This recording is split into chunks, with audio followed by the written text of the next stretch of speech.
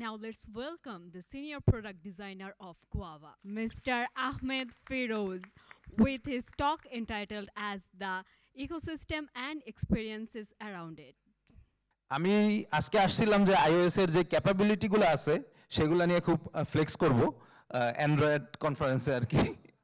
তো এনিওয়ে আমরা একটা সেলফি তুলি, সো আমি যাতে দেখাইতে পারি আমার আইফোনে কত ভালো সেলফি ওঠে। ওকে, সো দেখতে পেলেন কত ইমিডিয়েট। অ্যান্ড্রয়েডে কিন্তু একটু স্লো, এরকম ভাবে কাজ করে না, ঠিক আছে?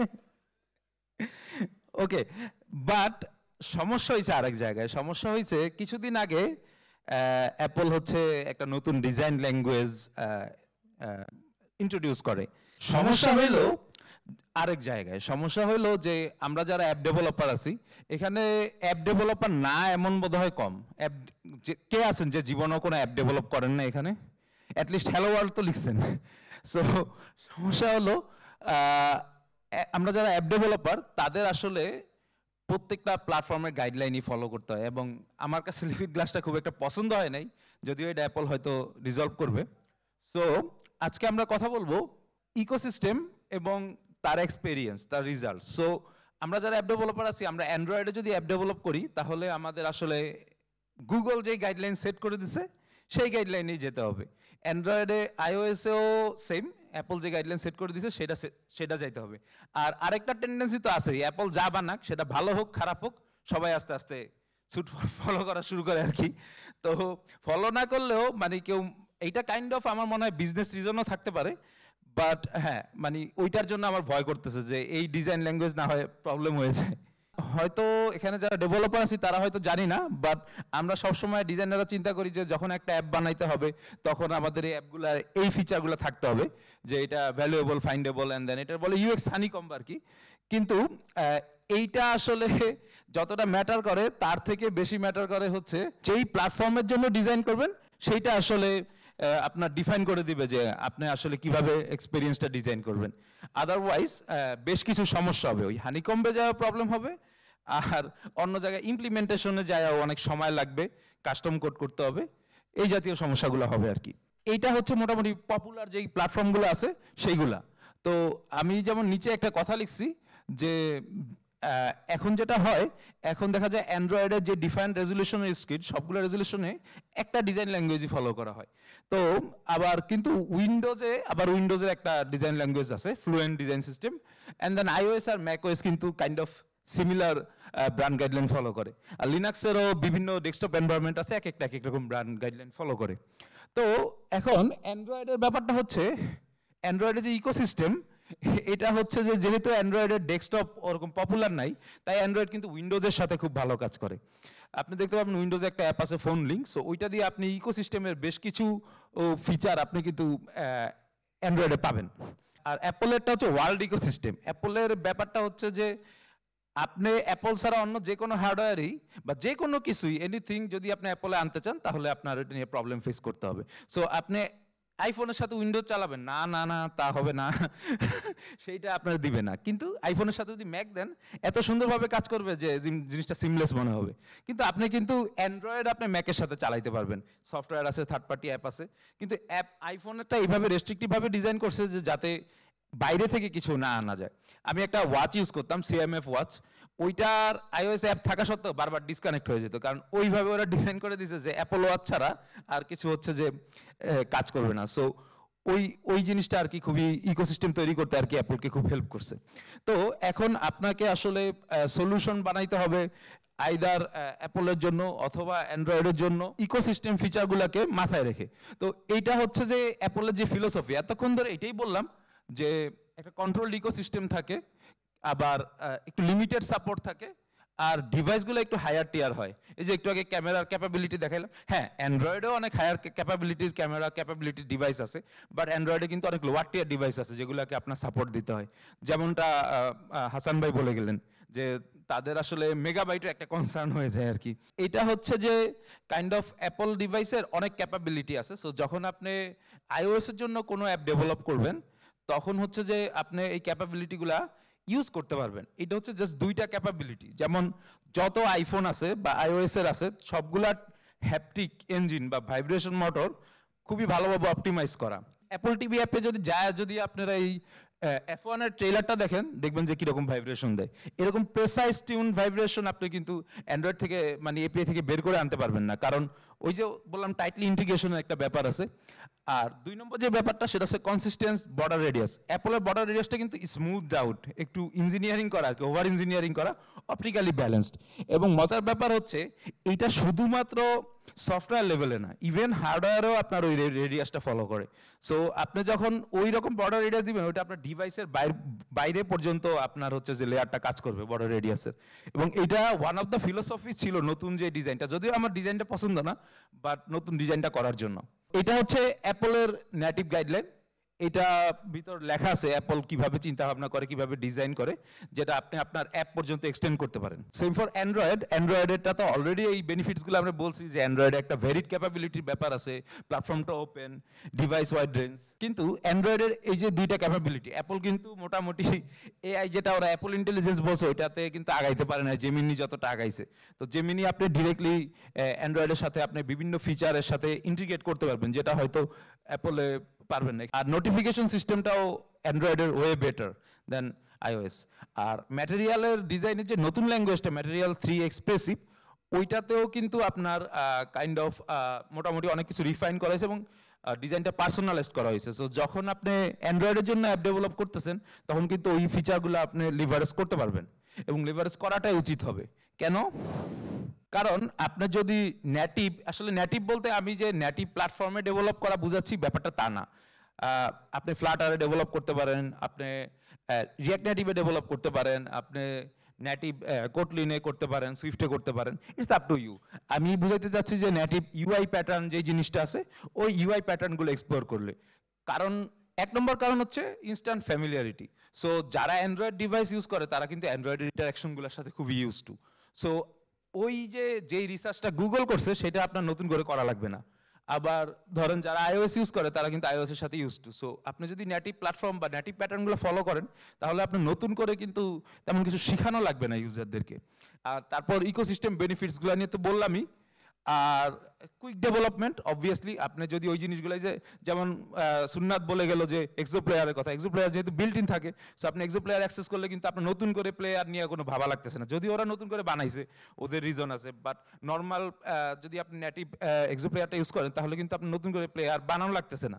সো ওই রকম সুবিধাগুলো আছে। তাছাড়া পারফরমেন্সের একটা বেনিফিট আছে, কারণ নেটিভ কম্পোনেন্টসগুলো অলরেডি আপনার বিল্ট ইন দেওয়া আছে। সো আপনি যখন ওই কম্পোনেন্টটাকে কল করবেন, হোক সেটা ফ্লাটার দিয়ে, হোক সেটা আপনার রিঅ্যাক্ট নেটিভ দিয়ে, হোক সেটা নেটিভ দিয়ে, সো সব ক্ষেত্রে কিন্তু আপনি পারফরমেন্স বেনিফিটটা পাবেন অ্যাকচুয়ালি। এরপর যে প্রশ্নটা আসে যেটা হচ্ছে যে হ্যাঁ, আমি নিজে যে অ্যাপ বানাই আমার নিজের একটা ব্র্যান্ড গাইডলাইন আছে, সো আমি কি নেটিভ ইউজ করবো নাকি? আমি তো আসলে ওই ব্র্যান্ড গাইডলাইন অনুযায়ী ফলো করবো। হ্যাঁ, ব্র্যান্ড গাইডলাইন ফলো করবেন, কিন্তু যেটা ব্যাপার সেটা হচ্ছে যে এই যে হোয়াটসঅ্যাপ দেখতে পাচ্ছেন যে কিভাবে আসলে ব্র্যান্ড ব্লেন্ড করছে। ওকে, আমার প্রাইভেট কয়েকটা কনভারসেশন মনে হয় বের হয়ে যাচ্ছে, বাট সমস্যা নেই। এইটা হচ্ছে আপনার মানে লেফট সাইডেরটা হচ্ছে আপনার অ্যান্ড্রয়েড ভার্সন, আর রাইট সাইডেরটা হচ্ছে আইওএস ভার্সন। সো দেখতে পাচ্ছেন যে একটা ফ্যাব আছে এবং এটাতে কিন্তু নাই, কারণ আইওএস ওরকম ভাবে ফ্যাব আসলে আইওএস ইউজাররা অভ্যস্ত না এবং অ্যাপলের গাইডলাইনে নাই। কিন্তু এই যে ন্যাপবারটা খেয়াল করেন, এই ন্যাপবারটা কিন্তু ব্লার্ড, আর এটা হচ্ছে সলিড, কারণ দ্যাটস হোয়াট আইওএস এর বর্তমান স্টাইলটা আর কি এরকম ভাবে ডিফাইন করে দিয়েছে। সো এই চিপগুলো দেখেন দুইটা প্ল্যাটফর্মে দুই রকম। সার্চ বারটা, সার্চ এক্সপিরিয়েন্সটা দেখেন দুইটা প্ল্যাটফর্মে দুই রকম। হোয়াটসঅ্যাপ, ইভেন দো হোয়াটসঅ্যাপের ব্র্যান্ড ল্যাঙ্গুয়েজ আছে, ব্র্যান্ড কালার্স আছে, বাট দুইটা প্ল্যাটফর্মে কিন্তু টোটালি সেপারেট এক্সপেরিয়েন্স ডিজাইন করছে, কিপিং দ্য ব্র্যান্ড। আরো একটা এক্সাম্পল দেখাই। এইটা হচ্ছে হাসান ভাই যেটা কথা বলে গেল মুসলিমস ডে, এবং ভাইয়া অলরেডি এটার পিছনে অনেক রিজন জাস্টিফাই করছে যে যেই কারণে আপনার আইওএস এর ডিজাইন কিরকম আর অ্যান্ড্রয়েডের ডিজাইন কিরকম এবং অ্যান্ড্রয়েড অ্যাপ সাইজ কেন তাদের জন্য ম্যাটার করছে, অলরেডি এই জিনিসগুলো ডিসকাস করে গেছে। কিন্তু এখানে কিন্তু আপনার ডিজাইন প্যাটার্নটাও দেখেন, এখানে আইওএস এর ক্ষেত্রে আপনার আইওএস এর ট্যাব বার এবং বেশ কিছু ডিজাইন প্যাটার্ন ফলো করা হয়েছে। আবার অ্যান্ড্রয়েডের ক্ষেত্রে কিন্তু আপনার অ্যান্ড্রয়েডের কার্ড লেআউটটা খুব হেভিলি ফলো করা হয়েছে। সো নেটিভ কম্পোনেন্ট ইউজ করলে কিন্তু আবার এই যে সাইজটাও কম হবে আপনার, কারণ ওই কম্পোনেন্টগুলো আগে থেকেই ওএস লেভেলে থেকে যায়। এটাও একটা ভিডিও ছিল, প্লে হচ্ছে না। সো এটাতে যে জিনিসটা দেখানো হয়েছিল যে অ্যান্ড্রয়েডে কিন্তু আপনার গ্রাডিয়েন্ট ব্লার এগুলাকে আসলে ইউআই কম্পোনেন্টে ওইভাবে ইউজ করে না ইন্টারাকশন মডেল হিসেবে। অ্যান্ড্রয়েড প্রচুর গ্রাডিয়েন্ট ইউজ করে, প্রচুর ব্লার ইউজ করে, বাট ইউআই কম্পোনেন্টে কিন্তু ইউজ করে না। কারণ অ্যান্ড্রয়েড স্টাইলটা এরকম সলিড, ভাইব্রেন্ট অ্যান্ড পার্সোনালাইজড, মানে আপনি যে কালারটা অ্যান্ড্রয়েডে সেট করে দিবেন, বর্তমান যে অ্যান্ড্রয়েডে ম্যাটেরিয়াল ইউজ সেটাতে হচ্ছে যে আপনি যে ওয়ালপেপার দিবেন সেই ওয়ালপেপার থেকে কিন্তু টোন নিয়ে ওইভাবে জিনিসটা কাস্টমাইজ করবে। আইওএস এর ক্ষেত্রে এইটাও একটা ভিডিও ছিল, এইটা আপনারা দেখতে পাবেন অ্যাপলের ওয়েবসাইটে লিকুইড গ্লাসের। সো এটাতে হচ্ছে যে গ্লাসি যে লুকটা সেটা আছে, তাছাড়া ইন্টারাকশন মডেলগুলো আছে। অবশ্যই আইওএস অ্যানিমেশন ইঞ্জিনটা একটু সুপিরিয়র, তো এই কারণে ওরা অ্যানিমেশনটাকে খুবই হাইলাইট করার চেষ্টা করে আর কি। সো ওই ধরনের প্যাটার্ন এবং ব্লাড গ্লাস প্যাটার্ন ওই জিনিসগুলো ভিডিওটাতে ছিল। ওইটাতে হচ্ছে যে আপনার দেখা যায় যে আসলে মানে কি কি ক্যাপাবিলিটিস ইউজ করতে পারবেন আইওএস এর ক্ষেত্রে। এখন এইটা কিন্তু একটা কমন লুক আছে। ফ্লাটারে কে অ্যাপ ডেভেলপ করেন বা এনি ক্রস প্ল্যাটফর্ম, মানে রিঅ্যাক্ট নেটিভ বা অন্য যে কোনো ক্রস প্ল্যাটফর্ম, সবগুলোতে কিন্তু আপনারা মানে কেন মুভ করা হয়, কারণ দুইটা প্ল্যাটফর্মে যাতে একসাথে আপনারা মুভ করতে পারেন। ফর এক্সাম্পল আইওএস এ যেটা ডেভেলপ হচ্ছে অ্যান্ড্রয়েডও সেটা ডেভেলপ হবে এবং ইকুইভ্যালেন্ট ভাবে ডেভেলপ হবে। সো ওই জিনিসটা করার জন্য অনেক ক্ষেত্রে দেখা যায় যে দুইটার আসলে একই লুক হয়। এখানে এক্সাম্পলটা এয়ারবিএনবি অ্যাপের দেখতে পাচ্ছেন, দুইটা একদম ক্লোজ লুক, ঠিক আছে, একদম ডিজাইন ল্যাঙ্গুয়েজের দিক থেকে খুবই ক্লোজ লুক। এখানে কিন্তু আপনার কি জাস্ট র্যাপিড ডেভেলপমেন্টের জন্য ব্যবহার করছেন, কিন্তু এই ক্ষেত্রেও কিন্তু আপনার নেটিভ কম্পোনেন্ট আপনার ইউজ করতে হবে। গুগল হেভিলি আসলে ম্যাটেরিয়াল ডিজাইনের প্রতি ইউজ করে এবং ওদের কিন্তু ওই যে জিমেইল অ্যাপ বা যে কোনো গুগল অ্যাপস আইওএসও ম্যাটেরিয়াল ডিজাইনেই চলে। সো কিন্তু এই যে এখানে দেখতে পাচ্ছেন যে সার্চ এক্সপিরিয়েন্স দুইটার কিন্তু টোটালি ডিফারেন্ট, এবং একটা হচ্ছে ম্যাটেরিয়াল ইউ ল্যাঙ্গুয়েজটা ফলো করছে, কিবোর্ডটা দেখতে পাচ্ছেন যে দুইটা ডিফারেন্ট, তাছাড়াও সার্চের স্টেটগুলোও ডিফারেন্ট।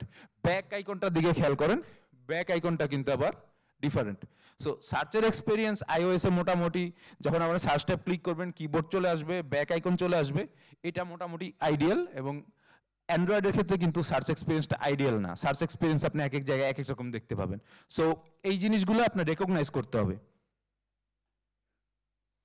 এরপর এটা হচ্ছে শেয়ার শিট টোটাল একটা নেটিভ কম্পোনেন্ট। অ্যান্ড্রয়েডের ক্ষেত্রে এটা একটা কনটেক্সচুয়াল শেয়ার শিট, আর আইওএস এর ক্ষেত্রে এটা হচ্ছে যে আইওএস এর যে শেয়ার শিটটা আছে সেটা। তো এখানে আরো কিছু খেয়াল করবেন, ইভেন দো ওই যে বললাম এই দুইটার অ্যাপের লুক কিন্তু একদমই এক, কিন্তু আইওএস এর যেই লুকটা এটাতে খেয়াল করবেন যে এখানে এরকম গ্লাসি আছে। আমি জানি না এখানে প্রেজেন্টেশনে বোঝা যাচ্ছে কিনা, বাট আপনারা নিজেরা যদি আইওএস এর স্ক্রিনশট দেখেন তাহলে বুঝতে পারবেন। আর অ্যান্ড্রয়েডের ক্ষেত্রে এখানে কিন্তু আপনার ড্রপ শ্যাডো বা ফ্যাব স্টাইলের বাটনগুলো ইউজ করা হয়েছে। শেয়ার আইকনটার দিকে খেয়াল করেন, আইওএস ইউজাররা কিন্তু এই শেয়ার আইকনের সাথে খুব একটা ইউজ টু না, অ্যান্ড্রয়েড ইউজার আবার এই শেয়ার আইকনের সাথে ইউজ টু না। এই শেয়ার আইকনটা নিয়ে অনেক ডিবেট আছে, বাট আইওএস এ কিন্তু এই শেয়ার আইকনটা অনেকদিন ধরে ইউজ করা হচ্ছে। সো এইগুলো অলরেডি কিন্তু টেস্টেড এবং ইউজার দ্বারা ফ্যামিলিয়ার। সো আপনি যখন অ্যাপটা বানাবেন, আপনার অ্যাপটা ইউজ করতে পারবে কিনা ইউজাররা সেইটা সম্পর্কে কিন্তু আপনার অত বেশি রিসার্চ করা লাগবে না যদি আপনি নেটিভ কম্পোনেন্টগুলো ইউজ করেন। নেটিভ কম্পোনেন্টগুলো কিন্তু অলরেডি টেস্টেড।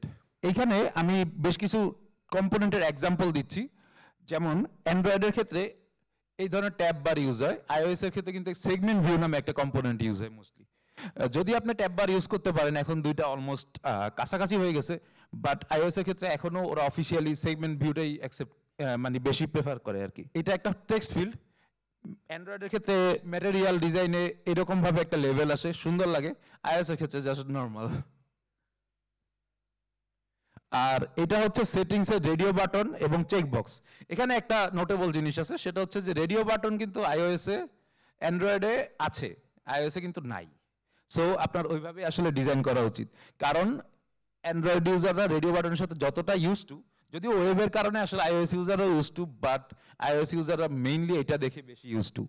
সো এই ইমেজটা কিন্তু ম্যাটেরিয়াল গাইডলাইন্স থেকেই নেওয়া। সো ম্যাটেরিয়াল ডিজাইন থেকেও সাপোর্ট করে যে আমরা নেটিভ কম্পোনেন্টটা ইউজ করি। সো সুইচ এবং checkbox and radio button. Next হচ্ছে এটা হচ্ছে এডিশনাল টিপস। এটা হচ্ছে যে আপনার ইরর হ্যান্ডেলিং আছে। ইরর হ্যান্ডেলিংটা আইওএস এ খুব বাজেভাবে হ্যান্ডেল করে। আইওএস এ জাস্ট স্ট্রেট আপ যে কোনো অ্যাপ যদি কোনো এরর ফেস করে বন্ধ হয়ে যাবে এই কাজ, এন্ড আমার খুবই বিরক্ত লাগে। বাট অ্যান্ড্রয়েডে কিন্তু একটা টোস্ট দেয়, একটা এরর দেয়, বা এগুলো আপনি ম্যানেজ করতে পারবেন। আর এছাড়া প্ল্যাটফর্ম গাইডলাইন্স আছে, যে প্রত্যেকটা প্ল্যাটফর্মের যে গাইডলাইনগুলো লিঙ্ক দিলাম, ম্যাটেরিয়াল এবং অ্যাপলের এইচআইজি গাইডলাইন। এছাড়া ফ্লাটার রিয়াক্ট নেটিভ নিয়ে বললাম, এবং রিয়াক্ট ফ্লাটারে কিন্তু একটা লাইব্রেরি আছে, আমি জানি না আপনারা ইউজ করছেন কিনা, কুপারটিনো। কুপারটিনোটা হচ্ছে কিন্তু iOS এর প্ল্যাটফর্ম গাইডলাইনগুলোই ফলো করার জন্য ফ্লাটারে ইন্টিগ্রেট করা হয়েছে। আর যেহেতু ফ্লাটার গুগলের, সো ম্যাটেরিয়াল কিন্তু বিল্ট ইন আসে, কিন্তু আপনি যদি iOS স্টাইলে কোনো অ্যাপ করতে চান তাহলে আপনার ওই কুপারটিনো টেমপ্লেটের স্টাইলটা ফলো করতে হবে। এই তো। আর আরেকটা ব্যাপার আছে ডিজাইন সিস্টেম। ডিজাইন সিস্টেম নিয়ে কালকে প্রবাবলি একটা এন্টায়ার সেশন আছে। সো ডিজাইন সিস্টেম হচ্ছে যে আপনি যদি ট্রাই টু ফলো, তাহলে আপনার ব্র্যান্ডটা কনসিস্টেন্ট হবে এবং নেটিভ প্ল্যাটফর্মগুলোও আপনি কলগুলোও করতে পারবেন এবং ডেভেলপমেন্ট টাইম অনেক কমে যাবে। আমি এটা নিয়ে ডিটেলসে আর যাবো না, কারণ এটা নিয়ে কালকে অনেক ডিসকাশন আছে। প্রচুর পরিমাণে অন্যান্য অ্যাপ দেখবেন কিভাবে ওরা প্ল্যাটফর্ম গাইডলাইন্সগুলো ইন্টিগ্রেট করছে এবং কিভাবে আপনার অ্যাপের আপনার পারফরমেন্সটা বাড়াইতে পারেন। আর প্রচুর পরিমাণে অ্যানালাইজ এবং টেস্ট করবেন। অ্যানালাইজ বলতে আপনি ট্র্যাকিং টুল দিয়ে দেখতে পারেন কোথায় ফেল করতেছে, কোথায় এরর হচ্ছে এবং কেন ইউজাররা এরকম ফেস করতেছে, এই ব্যাপারগুলি। Thank you. আমি আহমদ ফিরোজ। আমি ইউটিউবে আমার একটা চ্যানেল আছে, ওইটাতে আমি মাঝে মধ্যে ইউএক্স নিয়ে কথাবার্তা বলি। আর আমি কারেন্টলি গোয়াভাতে কর্মরত আছি। আমি 12 বছর ধরে ডিজাইন করি।